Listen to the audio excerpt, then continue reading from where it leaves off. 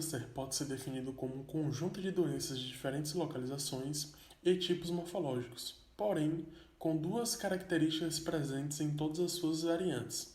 Ocorre o crescimento celular descontrolado e a capacidade de extensão para um outro tecido fora o de origem. As células cancerosas utilizam como principal via bioenergética a glicólise anaeróbica em detrimento da fosforilação oxidativa. A fosforilação oxidativa fornece energia para o citoplasma e a glicólise anaeróbica para o núcleo. Estas células apresentam várias alterações estruturais e de função mitocondrial que acarretam na diminuição da produção de ATP via fosforilação oxidativa, ocasionando no aumento da glicólise anaeróbica. O uso da glicólise anaeróbica como via metabólica dos tumores ocorre pelo fato de que o uso de substratos da fosforilação oxidativa diminui a quantidade de ATP nos núcleos das células tumorais, trazendo graves consequências como o impedimento de cruciais funções celulares, como a transcrição e a replicação de DNA e, consequentemente, a proliferação do tumor. A fosforilação oxidativa fornece energia para o citoplasma e a glicólise anaeróbica para o núcleo, que parece ser o compartimento mais suscetível à deficiência de ATP, não somente nas células normais, como também nas células tumorais. Esta deficiência ocorre devido às mutações na estrutura mitocondrial dos tumores que impedem a fosforilação oxidativa. O metabolismo tumoral não visa a produção eficiente de ATP, mas sim conduzir a proliferação celular a partir da captação e incorporação de nutrientes na biomassa necessária para produzir uma nova célula.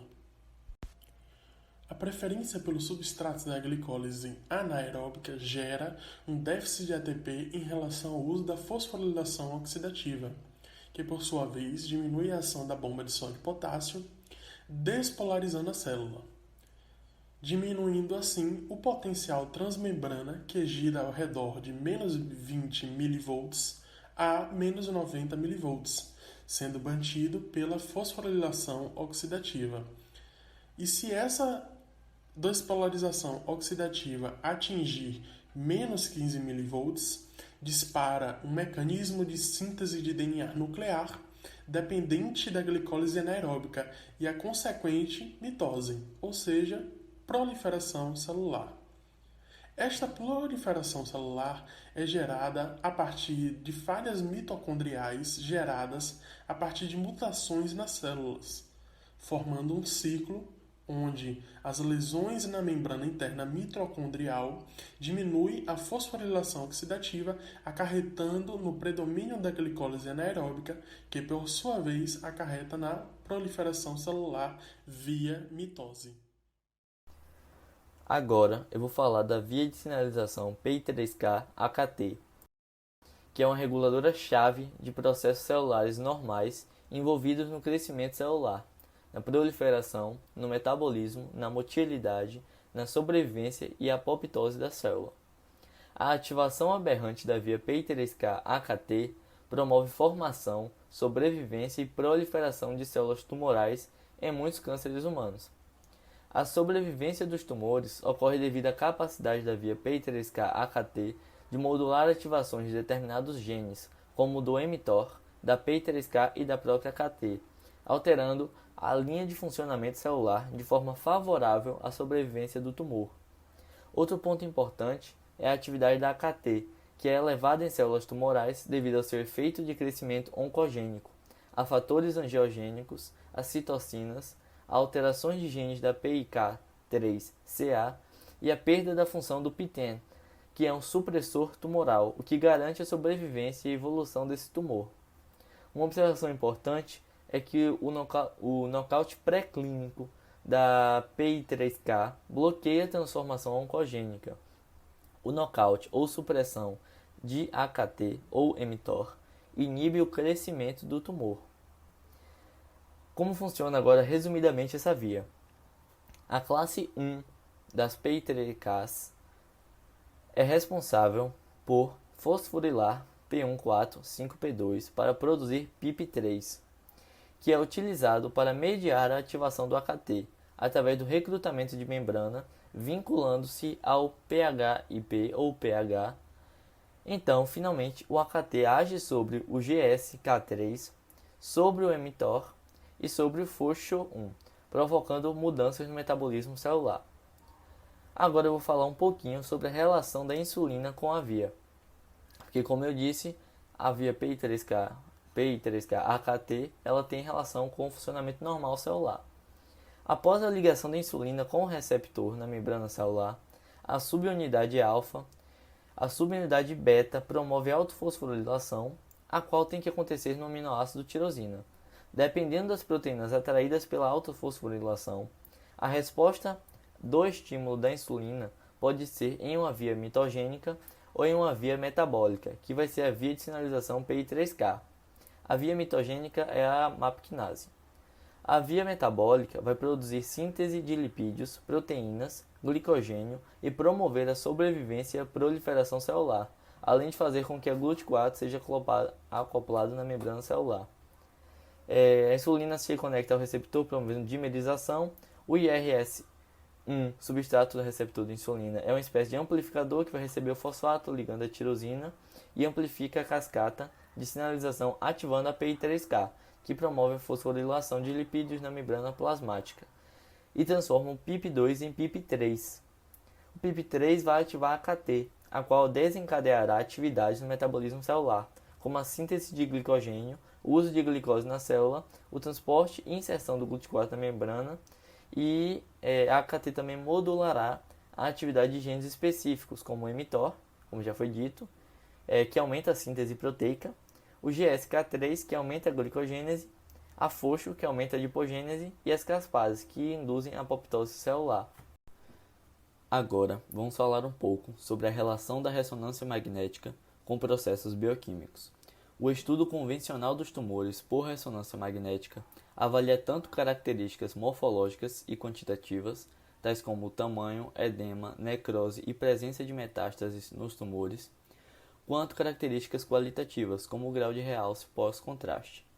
Entretanto, as mudanças no metabolismo celular e na fisiologia tecidual que precedem as mudanças morfológicas não são detectadas com a técnica convencional.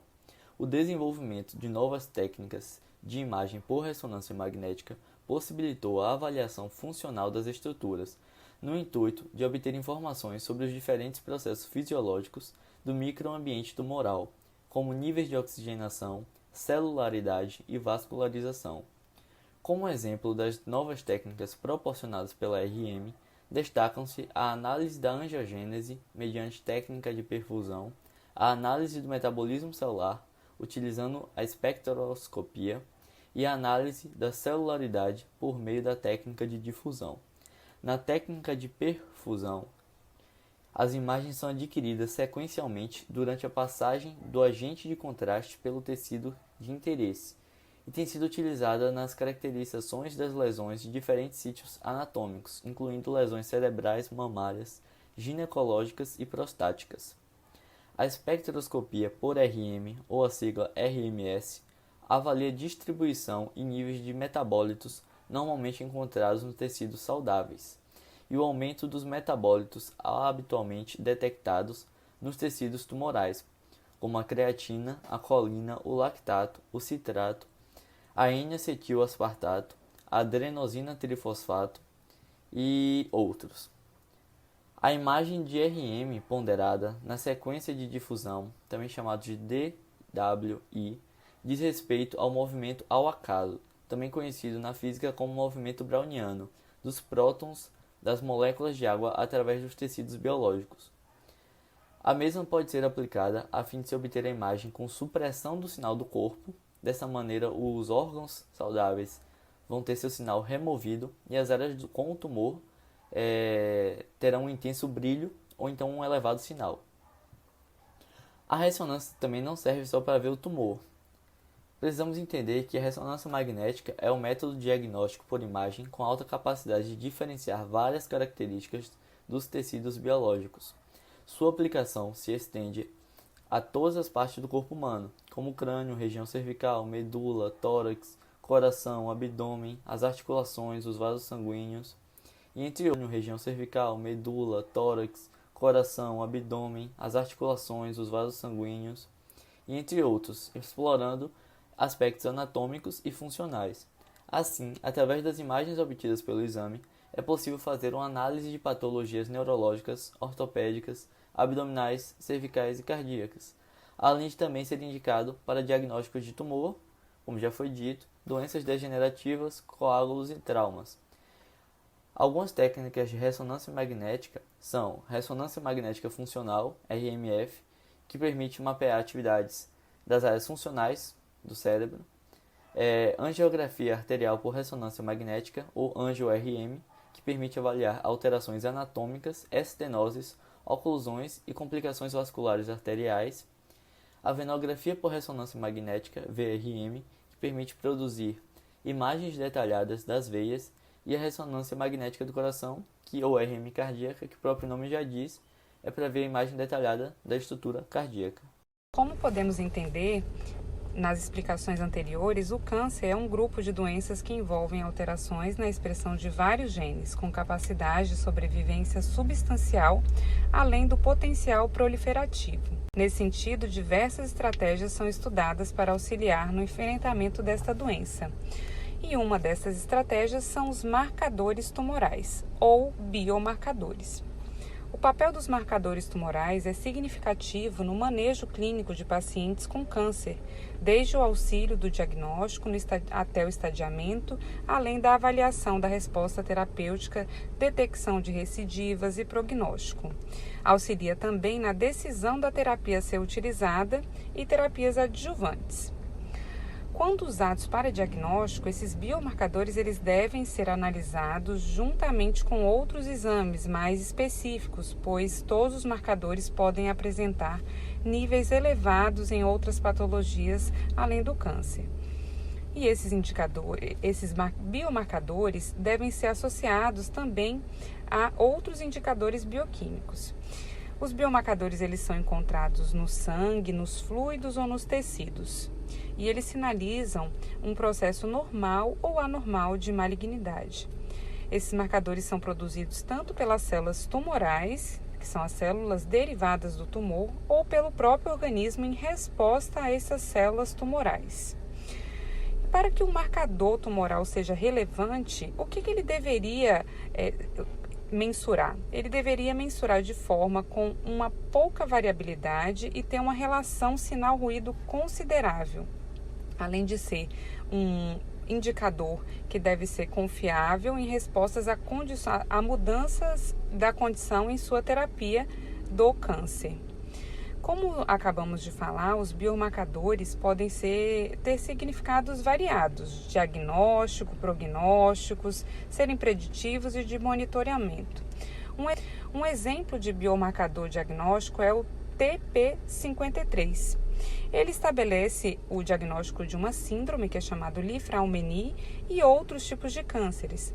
Já os marcadores para prognósticos fornecem informações sobre o resultado global do câncer, um resultado da doença do paciente, independente da terapia que ele está utilizando naquele momento. Os preditivos já ajudam na previsão da eficácia de uma intervenção terapêutica. Já o PSA é um bom exemplo de biomarcador de monitoramento da resposta clínica a uma intervenção no câncer de próstata, além de auxiliar no rastreamento e no diagnóstico precoce.